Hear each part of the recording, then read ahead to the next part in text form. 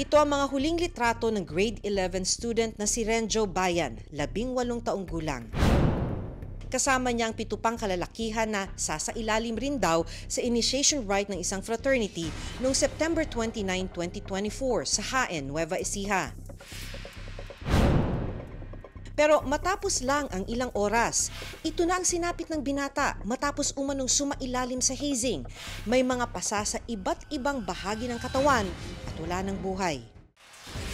Ipinadala ang litratong ito sa pamilya ni Renjo matapos siyang ihatid ng wala ng buhay sa kanyang pamilya. Makikita dun sa litrato na may mga nakasulat na numero sa likod ng t-shirt ng mga dumaan sa initiation. At ang sabi, nung nagpadala ng larawan na ito, number 5 si Renjo. So ito si Renjo. At makikita yung pinagdaanan niyang hirap, hindi lang siya, pati yung ibang mga dumaan sa initiation dahil sa likuran ng kanilang mga binti makikita mo yung tindi ng pasa dahil dun sa pinagdaan ng pambubugbog.